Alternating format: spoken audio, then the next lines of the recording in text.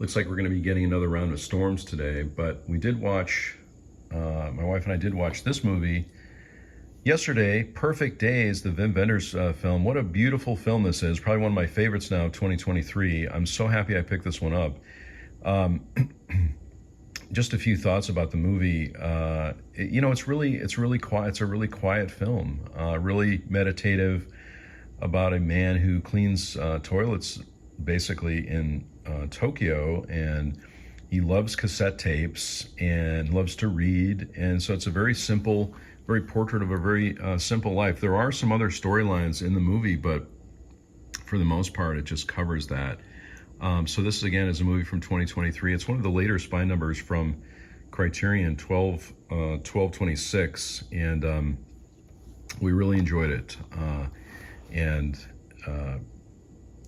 It seems like a movie you could just put on and just, kind of relax and really just enjoy the moment. Enjoy every moment that you can. That's what I like to think about, or just be thankful.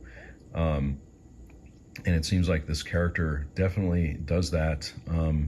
There are some other storylines, as I mentioned.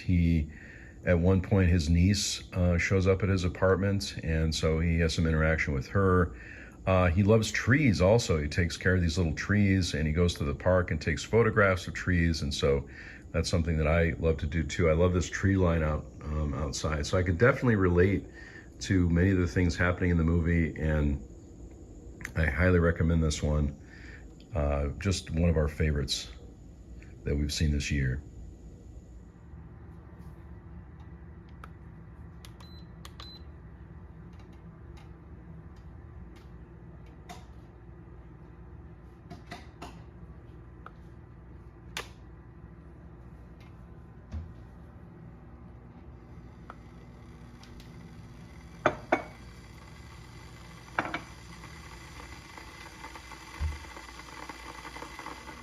When it comes to movies, I'm mostly a mood watcher. I never know what I'm going to watch at night unless I'm really into a certain director or actor or something like that. But I do maintain a little watch pile, and it sits here near the TV in the bedroom.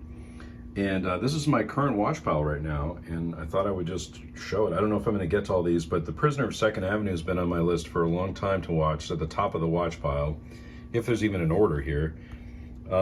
Ghost Dog, The Way of the Samurai, the Jim Jarmusch film, is on here. We have some more Clint Eastwood movies, and I guess when Donald Sutherland passed away, I was interested in seeing Kelly's Heroes. So I have this 2-pack of Kelly's Heroes and Where Eagles Dare. Vanishing Point, I've been wanting to rewatch Vanishing Point for some reason. I love car chase movies, and this is a favorite, and I've seen it many, many times. The Wild Bunch, I think with Pat Garrett coming out on Criterion, I wanted to see a Sam Peckinpah film, so I put this in my watch pile. More Clint Eastwood with The Enforcer and Sudden Impact, finishing up the Dirty Harry series, and then Two Meals for Sister Sarah, which is a Don Siegel film that I wanted to see. I think it's Don Siegel. Yep. I was really into Don Siegel films a while back, and I never got to this one. So anyway, that's my watch pile. Whether I get to it all is another question, but I do have a small one that I keep near the TV.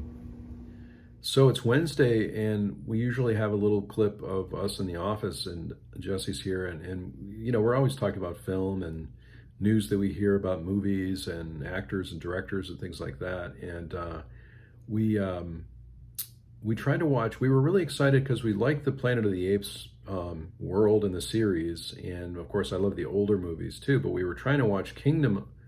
What was it? Kingdom for the Planet of the Apes, or Kingdom of the Planet of the Apes? I think that was it. Kingdom of the Planet of the Apes. Kingdom of the Planet of the Apes. And we tried to watch the last one, I think, which is War for the Planet of the Apes, right? Yeah, we watched. I'm not gonna get all the names right. I think we watched like the first 5 or 10 minutes, and were maybe confused because we hadn't seen the one before that in a while. Yeah, I tried this one anyway. Yeah, I mean, I remember, of course, I love the earlier movies from the 70s, and I like the Tim Burton reboot of the movie, but that was completely different too. And then these latest Planet of the Apes movies, we really liked the first two. I think we really enjoyed those, And then the third one we weren't that interested in. And then last night, I think we got really confused by the first 20 minutes. We left it on for about 20 minutes, and then we decided not to watch any more of it, which sometimes happens with movies. And maybe we'll give it another try. I mean, I've said this before, on the vlog, but I really get disappointed if I'm really looking forward to a movie. I mean, I think this was one of the ones we were even thinking of going to the theater maybe and seeing. And we decided not to, but we were pretty excited about it. Well, there's a lot of advertising, and it did look It looked good. Yeah, it looked good, and we really liked the series and everything. So, but we'll probably give it another try. I think we got a little confused. It reminded us a little bit of Avatar, I think, in the beginning when they're looking for the eagle eggs or something like that. Yeah, there's like golden eagles that they need to get the eggs for something, and then I think what really threw me was that like it moves. What did it say, like 300 years into the future or something? Yeah. And it just said, but in the film itself, it just says like many generations later. So I didn't really understand like I didn't get it. We didn't get it. Yeah. And so I thought that it was like the ending of the movie series, but it's really kind of like it's like a reboot of the reboot. Yeah, it's like a new starting point or something. Yeah. And so I just didn't really understand the world that we were entering with these apes, because like I know enough about like the premise, but I didn't know like, because it's so far into the future, like how are they organized, like what's happening, and it was more, it was a little just confusing. Like, I don't know, it just didn't like develop the characters as much as I thought. And there was more special effects than CGI, which seemed interesting in the beginning. I mean, I was definitely really interested for the first 10 minutes, but then like you said, it got really confusing with what was happening, because you're meeting all these new characters and everything, which I think confuses me a lot. But and I think we liked the beginning with it's called, I guess, Rise of the Planet of the Apes, which was when like the original character like Caesar is like grown as like a young ape. And so I think because we kind of like learned the world with him, we kind of grew with him to understand, and so that made sense to me. But now it was just like, here's a whole population living here, and I felt like I didn't know enough about like what they were doing or what their point was or how they lived, and then I was just confused, and then there wasn't really anything to like keep me interested, because they kept talking about like the bonding ceremony and all this stuff. I'm like, what is I don't understand what's happening. Yeah, I think for me too, I'm having just a general disappointment that I'm not liking as many of the new movies coming out that I think I would like. And we watch a lot of previews also on YouTube of new things that are coming out, and very rarely are we excited about a movie coming out, you know what I mean? Which is a little disappointing to me, because I love movies, and I've always loved movies. I've always loved going to the theater, but I find like less and less. I mean, I'm glad we didn't go see that in the theater for whatever reason, because I feel like maybe we would have been, disappointed with it. Yeah. So, or like there are movies, like we were excited to see Janet Planet, but then I don't know if there's even a place where we can see that. We're probably gonna have to just buy that on demand or something. I'm sure it'll be on,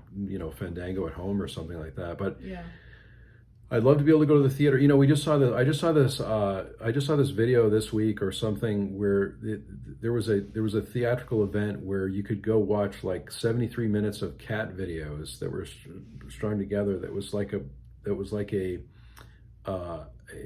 benefit for the theater, but also to benefit a cat rescue or something like that. Okay. And I thought that was pretty interesting too, where they took some of the profits. So I feel like sometimes those types of theatrical events I would be interested in going to see, or like a revival of something, or something I haven't seen on the big screen. I think that's going to captivate me a little bit more maybe than even a new movie would, because it's an event. Maybe you're donating to, the Humane Society or an organization that supports the rescue of animals or something along those lines. And so maybe I'd be willing to do that. And it seemed like the theater was crowded, the theater was packed to watch some cat videos, which I thought was pretty interesting. Well, I've heard of also, there's like these craft nights that theaters are hosting where they leave the house lights on, and then you can craft in space. You can do that, and you can watch the movie. Maybe that's a good idea too, right? I think like I was thinking about going to one, but then I'm not sure if the theater like has great parking, because it didn't like. It talked about, because parking's an issue, of course, because right like if I'm going to go to an event, I want to make sure that it's going to be like a relaxing time. We don't have to. I don't want to have to worry about like meter parking my car before I go to like a 2-hour movie. That's true. I mean? Yeah. So it's, but I think like things like that are like, we used to go to like the Fathom events to see like older movies. Like we saw Jurassic Park as a Fathom event. We saw, remember, Jaws. Yeah, Jaws. We went to see. And I feel like we saw something else. Did we see something? I don't remember. But we went to see that minimalism movie. Yeah, was that a Fathom event? I don't know that it was a Fathom event, but it was one of those like early release of the film. Like the film had like a limited showing. Yeah, limited run. Like when we saw Between Me and My Mind, that was yeah. It was like, it wasn't a Fathom event, but it was like that. Anyway, I think it's a little disappointing not to be able to go back to the theater in some ways. Maybe things will change, but for now, the other thing we were going to talk about today a little bit is the disappointing news, that David Lynch came out and said that he can't really leave his house anymore, that he has emphysema, and he is not able to really go on on location or film anything anymore. Yeah, he said he can't direct in person because of the risk of him catching COVID, right? Right. So, I mean, it would be nice. He could direct on Zoom, maybe. Maybe they could have a Zoom call with him and he can direct shots or something like that. I thought it was really disappointing. I mean, I love David Lynch. I love David Lynch films. I know it can be maybe challenging for some people to get into David Lynch, but I definitely have studied him as a director, as an artist for many years, and I feel like I just really enjoy the work that he makes, the films that he creates, the environments that he creates and things like that. Yeah. I think he's great. I think that's part of the problem is that like he creates these interesting experiences that I don't think he could really direct if he's not there. If he's not there. But I think there's such a big group. There's like a core group of actors that have worked with him that all seem like they love him so much that I feel like at some point there will be like a clean set and be like, listen, if you want to be in this movie, you got to follow the rules. Like, we're going to be like locked down to make this film. Or maybe he'll do a shorter film or something like that, right? Keep him safe, Yeah. Yeah, or maybe, I mean, I can only, it's sad news, I think, when there's an artist, director, actor that's older, which, it's going to happen. But I thought that was really sad news this week to hear that. Yeah, but I'm sure he's still making art. He's an artist as well and a musician. So I just think that it's sad that he's not the only one who's affected by the fact that like people can't get sick. It'll cause serious health issues for them. But I think it's interesting that he's one of the first people to say like, I can't make movies anymore because it's too much of a risk. In a sense, like I can't trust other people to keep me healthy. Yeah, it's too much of a risk, right? So those are our simple thoughts today from the office, and we're having a good week. I feel like we're having a good week, a good productive week this week, and again, we're not watching as many movies. I'm back to watching the cool kids again, the sitcoms. I always try to find a movie at night, and then sometimes it's too late or it gets too serious at night. I can't usually watch anything too serious at night, so I'm back to watching that comedy with Martin Mull and David Alan Grier and Vicki Lawrence and Leslie Jordan. We did see there's going to be that new... It's like a medical show with David Alan Grier, right? But it's kind of like The Office, but if The Office was in like a small hospital. Yeah, so that looks pretty fun. It looks interesting. That's on Peacock, right? Or it's going to be like it's going to be on Peacock, yeah, I think so. And then, I wanted to also mention that we saw that preview for the new Alien movie. That looks pretty good. And we were pretty interested in that. So then, because I wanted to start Alien 3 last night. And right. No, we can't start Alien 3 at 11 o'clock at night. So That's not going to happen. Do we watch Alien 3 before we see the new film? Because it's right after Alien 2. I don't think Alien 3 is that good. From what I remember, I could be completely wrong, but I think maybe we should watch it though. Okay. Aliens, even though I love Aliens, it was really, I think as I mentioned in a vlog before, it's very flashy. There's a lot of at the end, I was shielding my eyes and everything, but I don't think Alien 3 is that good, but I'll give it a try, I'll give it another shot. I think we should watch it though. Oh, I think that But we just won't watch it at 11 o'clock at night. We'll have to. Well, and that was another thing about Kingdom for the Planet of the Apes, was that we put on the subtitles, and the subtitles were gigantic. Not as good as the Fandango at Home subtitles. Yeah, and so it was a little bit distracting because the apes speak in English and sometimes in sign language. Yeah. And so when they speak in sign language, follow it, yeah. Yeah, when they speak in sign language, it's in yellow in the film, which is fine. But then the subtitles would say like spoken in sign language. Yeah. And we're like, I can see, I just can't hear it. We do have to turn on the subtitles. Let us know too in the comments if you like subtitles. We recently been putting on the subtitles for The Walking Dead. We've been doing that for the last couple seasons because sometimes they're talking so low it's hard to hear what they're saying. But I feel like as we're getting older, I feel like I'm going to be doing that more and more, probably putting on the subtitles because I can't catch all the words. And I can't. The audio between like the level where they speak and the level of like the gunfire or something like that is so different that like we have to turn it way down for the special effects sounds, and then it's too low to hear the talking. Yeah. So. But it is interesting that not every service has the best. Like they don't have the same subtitles. Yeah. Very true. And those are our thoughts for Wednesday.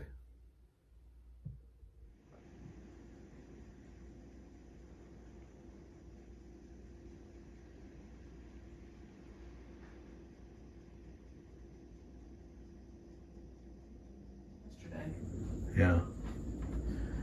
Well, we found that one leaf way up there. Look at that. Coming out already. See? We zoom in on that. Oh boy. One yellow leaf.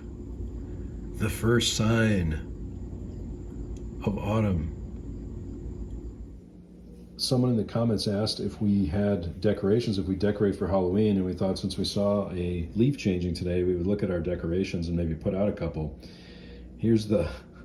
We got all these birds at Target, and we were really collecting them quite a bit for a few years, and I think we've slowed down a little bit, but we thought we'd put a couple out today just to start the fall season, even though it's only the beginning of August, but the weather's cooler, the rain's coming.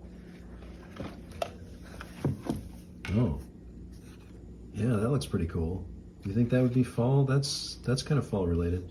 We left all the tags on too for some reason, but I don't know why we did that, but oh yeah, that's kind of fall related too. Well, I guess this is a costume. Yeah. Because this has the Halloween tag. Right, yeah. Okay. I didn't think he was I think we originally saw these birds at a Starbucks in California, and we asked them where they got the birds, and they said Target, and then after that we've just been buying them up. So do you think those are the three we should put out? I think so. Okay, so we'll swap them for the other ones. So we'll just replace these birds at least on the... These are really February birds, but we picked them for like the summer. Oh, we've left them out for a long time. I forgot, so I put them out for the summer, but they're kind of all-purpose birds. Okay. And there we go. Some fall birds have been put out, anticipating the autumn season. Today we just heard the news about the new Criterion CC40 box set that's coming out in November with it's like a 40-year celebration of a lot of the Criterion Collection films, many of which I have. I'll probably do a full video on it at some point, but it got me thinking about some of the first Criterions I picked up, and this is one of the ones that I did a video on a while back, but I thought I would show it anyway. This is a Laserdisc, and I'm sure easily one of the first Criterions I picked up before I was getting DVDs and Blu-rays, and but you can see the Criterion Collection, just the words up at the top of the Laserdisc, and then I was looking at this Criterion. I don't think I've even seen this logo on anything else, probably just for Laserdisc only. And then there's not really many, I don't think there's any extra features on this, but you can see what the Laserdisc looks like, just with the description of the movie and a little bit of I guess this is more of a commentary essay on the movie. And then all the the credits and each of the chapters, which you would have for Laserdisc. So this is, along with cassettes, this is probably another format that I'd love to collect. I wish I had more of the Laserdiscs, and I used to have a Laserdisc player, but it's something I would have to get again. So really excited about the CC40 set though, so I'll talk a little bit more about that probably in another video, maybe in an exclusive video not related to the vlog. So we're headed to the store again today. Supposedly we're going to get a lot of rain tomorrow, so we're just wanting to get a few extra things before the potential flooding. This is going to be the remnants of Hurricane Debby. Hurricane Debby is coming.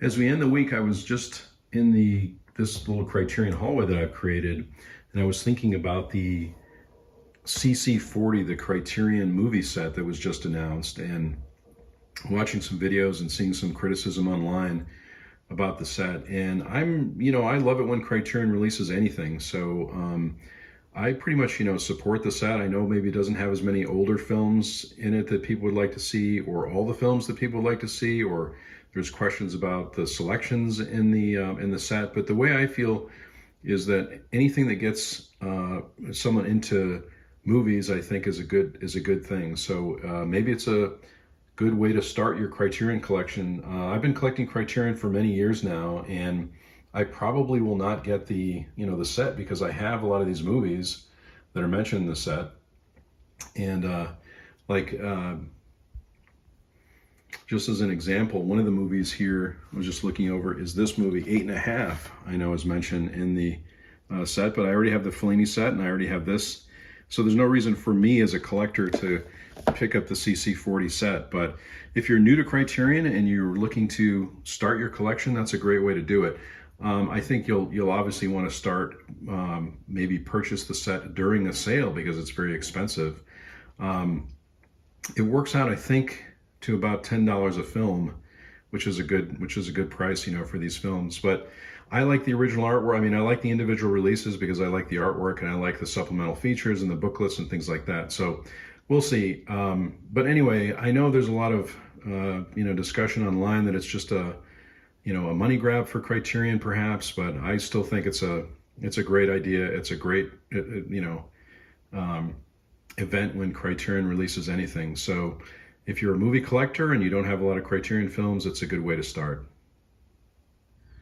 Many times at night, I'm looking for something lighter to watch, and this is what I've been watching this week, Life in Pieces, this series on Hulu. It's a comedy series about, I'm just reading the description here, one big happy family, and it's sometimes awkward, often hilarious, and ultimately beautiful milestone moments as told by its various members. And each episode is in these little pieces, so it's basically 4 little stories in every episode. But I'm really enjoying it so far. Jesse and I have seen this before. We've seen anyway 1 or 2 seasons of it, but I haven't seen the whole thing. So been really enjoying this, watching this week.